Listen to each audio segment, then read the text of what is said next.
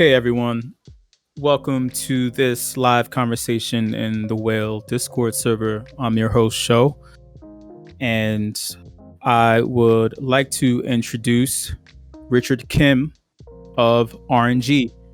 Hey Richard, you're unmuted now, so you're good to go. Hey, Sho. How are you? Great, and yourself? Yeah, doing well. All right. Richard, you're in Spain, right? How's Spain treating you? Oh, it's awesome. I moved here 2 months ago. I've been around. I lived in London for 6 years and New York for about 10. And so I thought the time was good to move the family over to somewhere totally different. And being in New York during lockdown, it just like makes you like really reflect on where you'd like to live your life and the things you'd like to do. And I think we were just ready for a completely different environment. And this particular area of Spain I'm in, Nueva Andalusia, it's on the southern coast, 5 minutes from the beach. It's close to Marbella, and just like lovely scenery at a quarter of the cost of my place in New York. So it just made me realize like you can be anywhere and do anything, in this type of environment without being constrained by physical. Sounds awesome. I've never been there personally. Yeah, no, I actually wrote for years I've been wanting to write more. Right, you just get so caught up in the everyday hustle and bustle. So there's one of these mornings I was just walking around and I was like, God damn, it's so beautiful. It's crazy how nice it is. And the best part is having no calls until like 2 p.m. my time, and so you get the whole morning to think, and just reflect on. Um, and have the mental white space to just do what you want. And so I wrote this post on my Substack. I think it was called like "Never a Better Time." It's pretty short, but it was just like, why do we just get caught up in the everyday instead of just doing what we really want to do? And there's something in between this like very meditative lifestyle that I had the chance to live in New York for a few months in lockdown, and then the kind of like crazy, go travel everywhere, do everything, what I call like the young type of lifestyle. And I think the right approach is not like this kind of messy middle where you're actually neither, but really having those moments where you go on both ends of the extreme. Yeah, it definitely sounds like you have a lot on your plate there. Speaking of mental white space, for those of us who aren't familiar, how did Galaxy Interactive come about?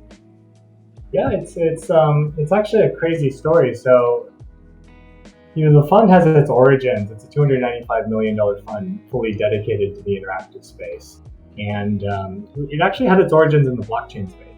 My partner Sam, founded the fund back in mid 2018, and I had joined at that time as Galaxy Digital's COO.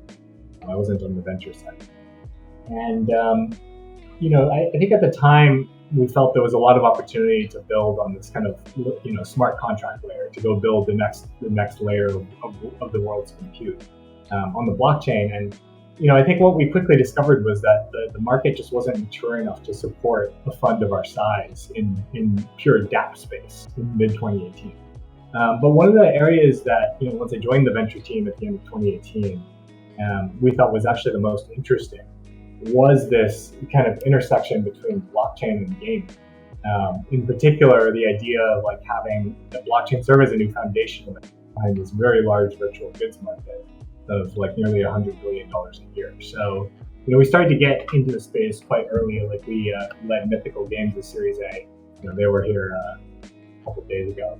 And really the approach we've taken over the last 2 years, as we've now become the world's actually most active gaming investor in the world, has been to back highly experienced teams that are looking at introducing kind of new technologies or primitives like blockchain, combined with that kind of mainstream gaming talent.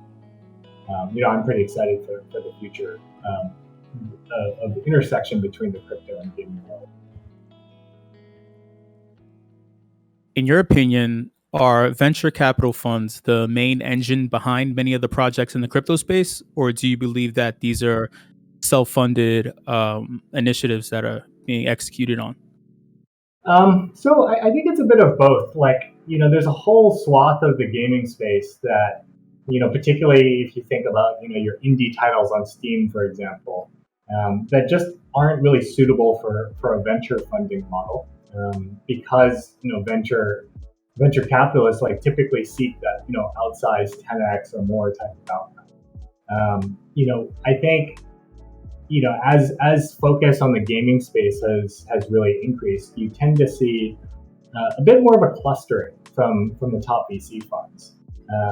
In the same types of like large scale games, like there's a lot of talk about Genshin Impact because it's so typical of like the next generation of really big hits that are like cross play, free to play, and monetized through subscriptions, battle passes, and cosmetic items. And you can evaluate like real almost SaaS business over time, right? The unfortunate side effect of that is that everyone tends to be looking at the same types of things. And so in the blockchain space, I'd say that we went through this period, and I would throw ourselves in this bucket, even though we have our roots in the blockchain, where like most gaming investors just wrote off blockchain is just too niche to be relevant. And I still think we're going through this experimental phase where some of the most interesting projects from my standpoint are the types of projects that are not actually like investable by a venture capitalist, right? Like I experimented quite a bit with some of the DeFi protocols, for example. The ones that really resonated with me because they were organic, because they were bottoms up, and because they were almost anti-institutional in nature, like Based is a great example, are exactly the types of projects that you can't, you could never take to an investment. Like you would be laughed out of the room before you even like open your mouth, right? So, I think that there is this like fringe part of the ecosystem where you really just have to experiment by doing it. And, that's a big part of why we created R.N.G, right? Was I had been reading about this idea of social and community tokens for some time, and I'd seen it like really resonate with the whale community like first. And I really loved what I was seeing, right? This really organic, bottoms up, community driven participation. And I thought, wow, at the same time, a lot of what makes this place great is so incredibly inscrutable to like the common person who's never dealt in crypto, that like I really just wanted to see what would happen if we threw some of our gaming network, the top investors, founders, and others we've met in the course of being so plugged into the gaming ecosystem to some of these social tokens. And it's been super interesting to really start to explore that and think about what works and what doesn't. I would say that a lot of the gaming folks in the R.N.G Discord right now have been, relatively silent, like not because they don't think it's interesting, but because like they think it's such a strange hodgepodge of so many things coming together that it's like simultaneously cool because there's no gaming Discord like it, but it also kind of crazy. Like, what is this token? What does it do? Why do we need it? Right? And I saw Samson. I just posted this ownership economy podcast, which I love, right? Because Jesse Walden's like one of the leading thinkers in this space. And I think he in that podcast, which I'd encourage everyone to listen to, he nailed it. Like he was talking about this model where for all of the talk about UGC, user generated content, and community building, why is it the case that all of the value of that accrues to a very limited subset of game publishers and like esports teams who aggregate massive fan bases, but the fans don't really get anything? I wrote about this moment in 2019 where our office is in New York or in Soho, and like the streets were nuts. I've never seen something like this. Like a massive New York City block, just taken over by FaZe Clan, and like it was almost like a riot. Like you couldn't go anywhere near this event. And I was like, my goodness, like you see this type of engagement, and the best a fan can do to express how crazy they are about FaZe is to wait in line for 24 hours to meet these guys for 10 seconds and get an autograph. Like, why does it have to be that way, right? Why can't it be that a lot of those, a lot of that bottoms up engagement you see is not redirected towards something more meaningful, more lasting, more like equity, like upside in the growth of the community. And so, I've been like fascinated by this idea of redistributing a lot of the value back to communities. I think there's a very real risk of going too far in the other direction by just insisting like to run your project in a way that a lot of these DeFi fair launch projects claim to be doing. And so, I've had the chance to think a lot about like what is fair, right? Like these fair launch projects, they tend to really redistribute a lot of the value to those with a lot of liquidity, right? Like the whales and the crypto whales. And so it really just perpetuates the existing system as opposed to really thinking about how can we design a system from scratch that rewards engagement, that rewards early adopters, but doesn't require them to have 200 ETH to gain a sizable position in this token. And so, I think the right approach is something of a top-down, somewhat centralized model, but one that highly encourages a lot of the bottoms-up community-driven contributions and finds the right balance, slowly shifting over time towards that more decentralized model. But if you start with that, it's like that old saying from Henry Ford, right? Like if I asked everyone what they wanted, I would have gotten a faster horse, not a car. So some mix between the two is, I think, the ideal balance. That's awesome. Speaking of roots and value, what's your personal experience with gaming? How did you develop a love for it itself? So my background is actually more on the market side. And what I think makes our team, our broader Galaxy Interactive team, so great is everyone has an incredibly different background. Like my partner Sam has invested in kind of old world media like film financing and just content for over 15 years, right? And so much of this business of investing in content, one thing you hear a lot from venture investors, particularly generalist ones, is, oh, we don't like investing in games because investing in games is a hit-driven business. But to us that's kind of silly because it's not like you have any degree of certainty when you invest in a platform that you're going to get a venture scale outcome. So there's this fashionable thing amongst gaming investors to say, oh, we invest in the picks and shovels, we invest in the infrastructure, and we do too. But we think that to really understand what's happening in this space, you cannot be afraid of content, and you cannot be afraid of investing in the great team. So to do this well, you have to have both the creative side, which I think my partner Sam in particular has a lot of experience in, as well as the technical. So like we have a guy on our team named Michael Fan, who's quite active in the R.N.G Discord, and he's like one of the most exceptional people I know, just given his background. He was the chief strategy officer at Shadow, the cloud gaming streaming company, and has a ton of experience in kind of like video streaming and all of the technical things around like cloud gaming that help us take our level of understanding of the space and its trends from like a buzzword to actually substantive understanding of what's interesting and what's not.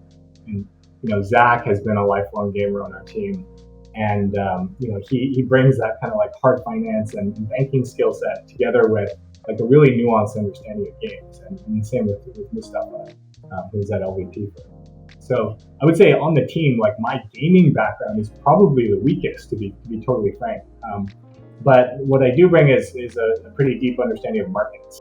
I was the COO of FX and emerging markets trading at Goldman and JP for 6 years.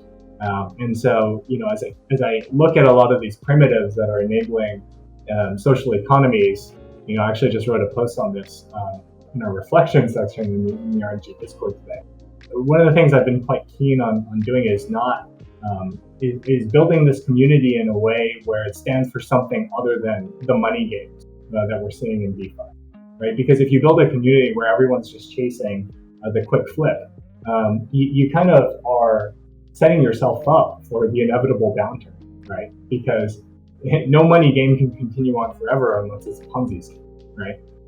And so we're in this funny period where we want to discourage people from thinking too much about the value of a token, but we're also having to build the community. And if you view the community as like this giant pool of decentralized global permissionless talent to go build esports teams, go develop art galleries, go do all these great things, like we think the numeraire of what we think of is dollars, right? It's fiat. And even all the Bitcoin fanatics in the room, I'm pretty sure, are not pricing their lattes in Satoshi. So,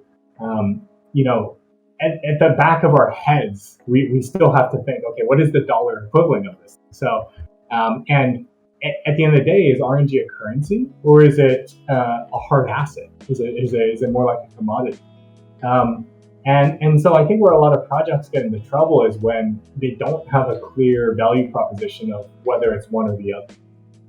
And at this stage in time, like what I'm focused on is like, how do we encourage some amount of like transaction throughput at a simple exchange rate? Like I threw out yesterday, we did our first market transaction with Johannes for 2 crypto voxels plots that he bought for about 5.5 ETH. And we said, look, let's price this thing at an exchange rate of 1 R.N.G to $1. 1, because it's conceptually simple. 2, because it seems conceptually defensible. It's about 15% of whales. And 3, because it's like cool, right? It's like the equivalent of the Bitcoin pizza transaction in our space. And so it's been really interesting. Like I've gotten a bunch of DMs today of like, hey, what else does the community need? I'd love to contribute in. More crypto voxels pods or whatever at the same exchange rate, right? So, I think we're all kind of aligned, and I think the whale community in particular has had a huge impact on driving a lot of what makes these primitives interesting, and I can't wait to see once some of these initiatives get scale, like demonstrating the power of some of these things. To the broader gaming audience. That's awesome. There's a lot to unpack from what you just said, and I'm going to revisit some of it later on in the conversation. But taking into account your knowledge and wisdom that you've accumulated from being so active in the markets, in regards to Trustless Gaming, do you think that it will be the perfect onboarding tool into crypto or DeFi in particular for the casual consumer? I think there's a lot to be done in the trustless gaming space that goes well beyond the, let's call it for lack of a better word, like the Blancos or the Gods Unchained type of use case, which is true ownership. That term does not sit very well with mainstream. If you say, hey, blockchain is the solution to this really big problem, and then the really big problem is that you don't own your items, like you're gonna get blank stares from most mainstream gamers. Like, what do you mean? Like, and these could be people who spend $1,000 on building Hearthstone decks or acquiring Fortnite skins or whatever. Right? And they're like, what do you mean I don't own my items? It's in my account. And you're like, oh well, but you can't trade them. But this it's not like good and bad, or it's not like the ability to trade in and of itself is what makes a game great. In fact, there have been many examples of game economies that are fully open, and precisely because they're open, they collapse. Right? There's not enough market forces that bring the economy into equilibrium, and these things are much easier to manage when they're closed economies. So, like, I view all of these things as having benefits and trade-offs. Right now, like for the true ownership angle, I think the answer is decidedly in favor of not having blockchain in your game. Now, I think there are things on the horizon that are quickly going to change this, like some of the scaling solutions. Like we had Immutable X do a seminar earlier this morning, and I'm really excited about what they're doing there. Like facilitating non-custodial transactions at scale using Starkware as the foundational technology. But up to this point, like you talk to all these blockchain guys, they're like, what do I do? Do I build on Matic? Do I stay on chain? Do I use XDAI? And if you look at the user experience around some of this stuff, it's like, well, like I've been doing this stuff, and I tried to join some tokenized chat the other day on XDAI, and like it made my head explode. So you know, I think the UX challenges to blockchain games are still a really big problem. And so as I think about the type of game that I'm interested in, like truly trustless games, I think it's going to be the games with really simple core mechanics. It's not going to be, I think I think Mythical is going to do great, obviously. We're a big supporter of them, but I think that's the exception rather than the rule. I think the things that are going to be much more interesting are not necessarily like your venture-backed game, but things like I don't know, like what FOMO 3D was back. A really simple core mechanic, but one that really leverages the properties of trustlessness as a core primitive behind the game, right? And simultaneously addresses a lot of the UX challenges in a way that's like at least somewhat. If you enter R.N.G Discord, it's not the easiest thing to do, but because there's like 7 or 8 steps. But it's like Web 2 workflow, right? In the sense of, okay, I'll go to Roll, I'll sign up for an account. Oh, what's this collab line thing? I don't know, but I can push the thing. Oh, I verify with my Roll account. Okay, like it's kind of complicated, but I kind of get it. As opposed to, a workflow that say relied on MetaMask and relied on people having gas. And how do I get the ETH for the gas? I go to Coinbase. How do I send my Coinbase ETH off Coinbase? It takes 14 days. Never mind. Right?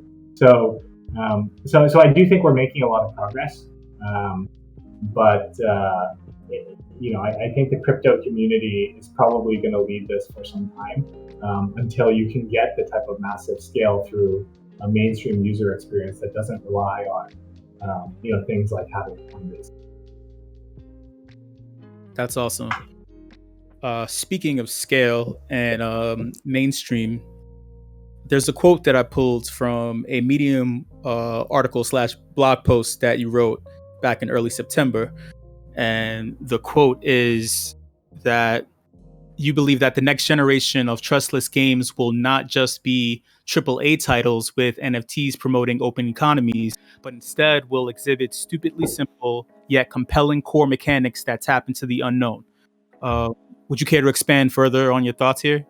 I mean, before, but please. The non-crypto example that comes to mind is Reddit Plays, right? Where you had you had individual efforts add up to some much bigger thing, and that in some sense is like what we're trying to accomplish with R.N.G. Right? Like every little thing adds up to things that, in the context of building, when you think like an owner, really have exponential impacts. Like I'll give you a concrete example. Like Michael, who I talked about earlier, he made a comment in the Discord of like, if I had $1 million R.N.G, like here's what I would do, right? And I sort of just called him out on it. I said, fine, I'm going to give you 10,000 R.N.G, and I want you to spend it over the next month, and whatever you don't spend, you have to return. And I want you to write like what you've done with it and why it was a good use of the fund. Because he was talking about like, if I had $1 million R.N.G or whatever he was saying, like I would go on Fiverr and get every game developer to go build using R.N.G. I'm like, it's actually not that simple. Like try explaining what R.N.G is. So, he took this challenge to heart, and day one, he was telling me earlier today, he actually went to his neighborhood pizza restaurant, and he was trying to say, hey, will you take R.N.G? And it was just hilarious hearing that exchange. But like that's the type of thing you have to do.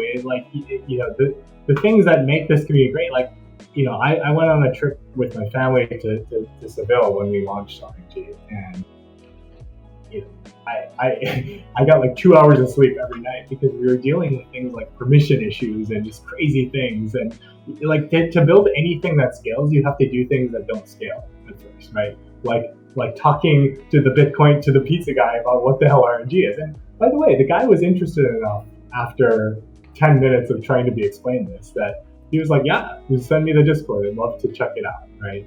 But this thing obviously doesn't scale, but that's what builds the personality and the character of the community.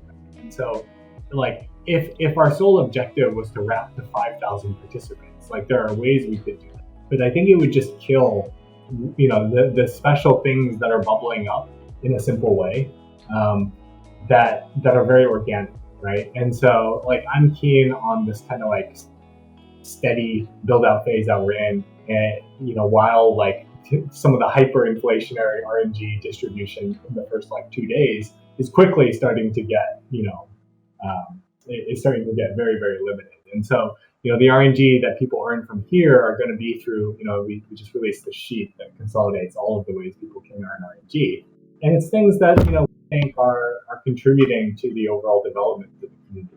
And that to me is the whole point of this, is to see like what can happen from the bottom side. That's great. I like to tap in again into your knowledge of the markets and ask you how important are indicators in the gaming space? We know that in crypto, that indicators or signals on the markets or articles or on social media apps like Twitter can tell you where the wind is blowing for a particular coin. But do you think the same rules apply in this new landscape? Yes and no. Like, for things like mobile gaming, you have to look at a lot of metrics, right? And it's actually quite a quantitative thing. But you also have to have the foresight to like see what are the things that no one thinks could be big, but actually, there's no reason to not think that. And actually, like, this is why I take some degree of pride in the fact that like I'm actually the weakest core gamer on the team, because I just look at things like from an outsider's perspective. And I'm like, why does it have to be that way? I'll give you a concrete example. Like, there's this platform called Skills, which is in the real money gaming space, where you can bet $10, for example, on a bingo game. And like I played bingo once or twice in my life before this, but I was never a bingo fanatic. But there's this guy named Andrew Bell, who is the executive producer for Harry Potter Wizards Unite, and he spun out to start his own studio called Big Run Studios. And his idea was to build all the games on Skills sucked before his studio came along, and yet like the platform was massive. Like, people were betting massive amounts of money, like billions of dollars, on these skill-based transactions. And so like most people looked at that and said, oh, Skills is taking way too big of a platform. Could never fund a studio building on Skills. It doesn't make sense. Whereas I looked at that in the exact opposite way. I was like, wow, like there's this much money being bet on really crappy games. What does that tell me about the market opportunity for skill-based games? It seems pretty strong. Imagine if someone actually built a great game. So Andrew went out and built this game, Blackout Blitz.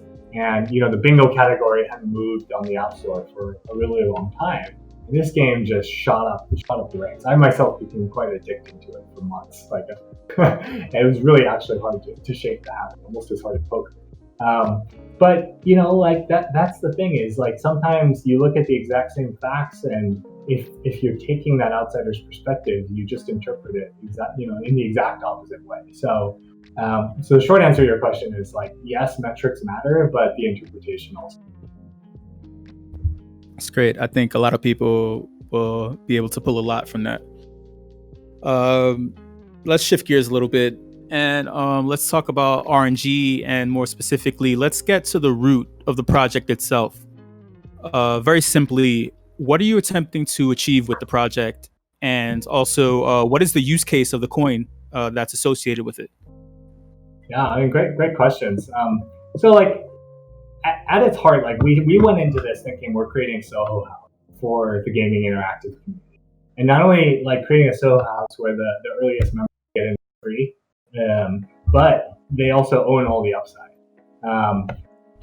Early on in the Discord, like this guy Kanan in our Discord, who is an incredibly valuable contributor, and he was there from day one. But he's also been like one of the most vocal critics at times of what we're doing. one of the first things he mentioned was, why does this project not look more like, your fully decentralized crypto project? And we have this like founders allocation of about 20%, and he was like, that's absurd for a crypto project that's incredibly high. Shouldn't that be like 5% or lower? So it was actually a good question. I mean, it was, and it really got me thinking, like, is that too high? And like, what's fair in this context? So then I started thinking, well, if a founder came to me, and so first of all, like, founder incentivization is probably one of the most important things we look for when we back companies. There have been companies we would have otherwise have founded, but decided not to because the founders own too little equity, because the investors over several rounds of financing basically own too much of the company. And so, like, what we target at a minimum, around the exit period is around this kind of like 20% of founders to exit with. So that's like the starting baseline for how I was. But then I started like digging into it even more, and I was like, if a founder came to me and said, I'm going to build Soho House for gaming interactive space, and I'm going to let the earliest members in free, and I'm going to give them 80% of like the equity like upside of this community, I would be like, you're crazy. Like, I think the conversation would actually end there.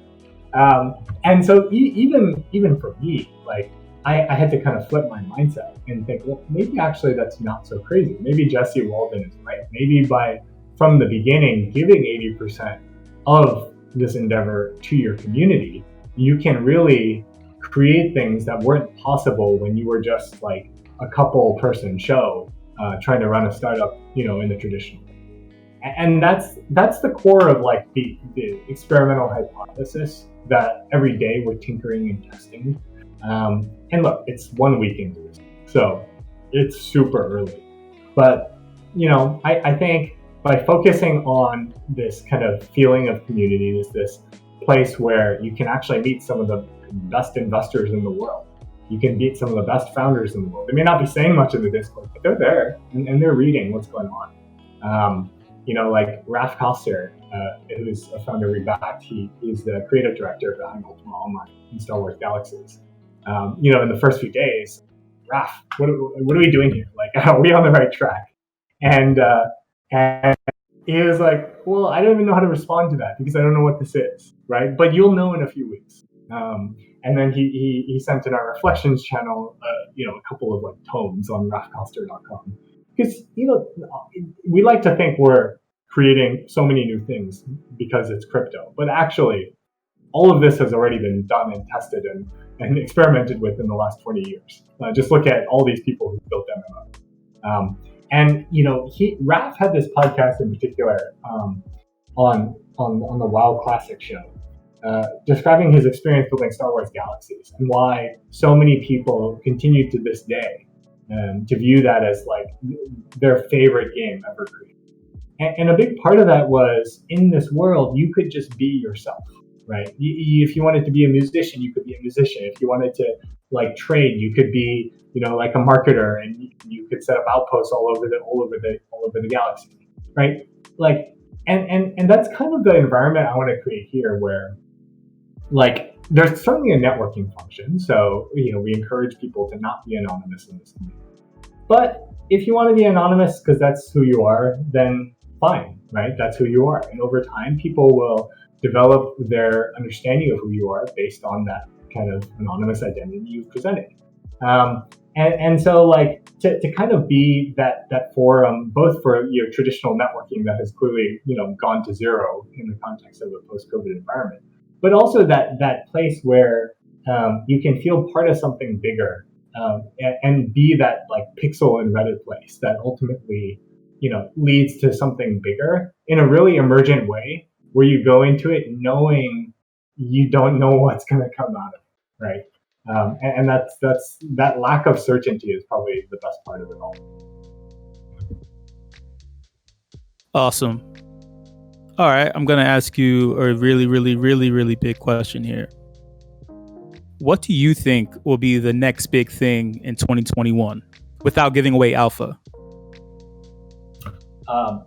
pretty broad question. Like, do you mean in gaming and crypto? Period. um, I people keep talking about how we're going, after this period of lockdown, we're gonna go back to kind of how things were. I actually think like we're in for this new period where our virtual identities are in some sense more real than our physical. And so, the way we're positioning our investments and just our outlook on things is that there's something much more real about what is enabled by purely digital interactions than your traditional physical environment. And so, if you really believe that, there's a whole host of things that follow from that consequentially. And gaming as a macro theme is a big part of that because games are the new social network. In fact, they're not new. Games are the social network and have been for the last few decades. And so like the intersection between some consumer tech platforms, like we just held our seminar this morning in high fidelity, right? And high fidelity, like for those who were in the Immutable X thing, it's weird. Like it produces certain feelings that almost make it seem like you're at a cocktail party because you have this like dot you move around, and depending on the direction you're facing, you hear different things. And if your dot gets too close to someone else's dot, it's almost like you're physically like running into them, and yet you're like dots on the screen, right? And so some of the social events I'm most interested in over the next few weeks that I think we're gonna host are things like DJ parties, like really awesome high fidelity DJ parties. In high fidelity, where you can have conversations as if you're at a club, right? You can go break out into a corner of a room and just meet people there, right? And in some sense, that's almost like more real than when you actually go to a physical club and you're like, imagine talking to a stranger at a physical club, right? So in some sense, like the removal of physicality almost makes for a more real layer. I mean, somewhat tangentially, but when I went to Helsinki for the first time for Slush, I was everyone who goes to Finland for the first time is always put off by the very rough exterior personality of the Finn, and it almost seems rude to like an American or a Brit. But I actually gained to appreciate that there's no difference between the external and the internal layer when you meet a Finn. I like to joke that like Americans have two layers: this exterior layer and the interior layer. The Finns have one, and the Brits have three, because you have the exterior and the interior, as well as this like sense of class that's just so strong. Despite like having modernized obviously quite a bit. Just like that sense of class and hierarchy, I always felt was really strong from my 6 years living in London. So that's why you always introduce yourself like awkwardly and by saying like how's the weather instead of how are you type of thing in Britain. That was a really nice way of not letting us in on alpha, Richard. Thank you. Well, there's a lot that follows from that proposition, right? Because you'd be surprised like how many people still don't get like why people are spending all this money on Fortnite skins and other virtual goods. And so that's why as a fund, we're going to go out and raise our second fund soon, and family offices and others super interested in the interactive pieces because they don't get it. I keep hearing about Roblox, Fortnite, whatever. I just don't get it. Why are people wasting hundreds of dollars on fake skins, fake this, fake that? And what they don't understand is these things they're calling fake are actually very much more real than their physical equivalents, right? And so there's a whole host of business models that flow from this proposition. It's actually staring at everyone straight in the face, and most people just don't realize it. Good point. All right, y'all. For everyone in the audience, if you have any questions, please let me know, and I will relay them to Richard. All right, we have a question from Samsonite. They would like to know, what does R.N.G look like to you in the next 3 years? Yeah, that's a good question. Obviously, I think R.N.G is going to like if we're successful at growing this community in the way we hope. I just think it'll be really natural for people to use R.N.G natively to facilitate transactions of all kinds. Because just like Whale with some of the NFT mining programs, like sells art natively in Whale, and that's totally accepted by the community. Like, think of all of the gaming and esports and art and other kind of use cases broadly in the interactive space that are made so easy through Web3 Rails. And so, I'm pretty bullish the use case of like R.N.G having a lot of utility if we're successful at our core mission of bringing on a wide and diverse community entrenched in the gaming space. And I'm also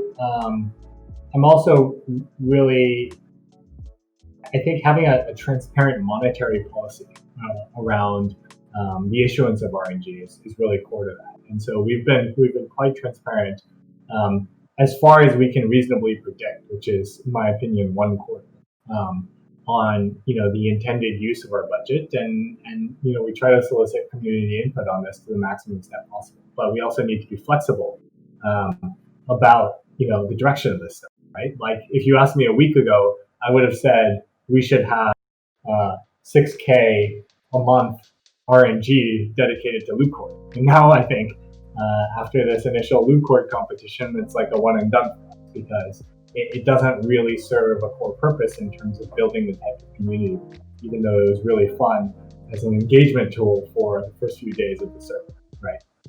So like, flexibility is important, but transparency is also important. And so I think the most important thing is an offhanded way of not answering the question is to have flexibility. And the only thing I'm sure of is that I can't predict, where exactly R.N.G is going to be in 3 years. But if you look at our kind of like 5 broad objectives, I think we have a pretty good sense of where we're heading. Cool. All right, Richard, do you have any final thoughts to share with the Whale community? No, other than that, really appreciate all the engagement from the Whale community, especially some of the folks in the chat here who I talk to regularly. And looking forward to building these 2 communities together. Awesome. Richard, thank you so much for coming through and sharing all your wisdom and insight with us. On behalf of the Whale community, we appreciate your time. Great. Talk to you guys later, and DM me if you guys have any thoughts. Awesome. Thank you.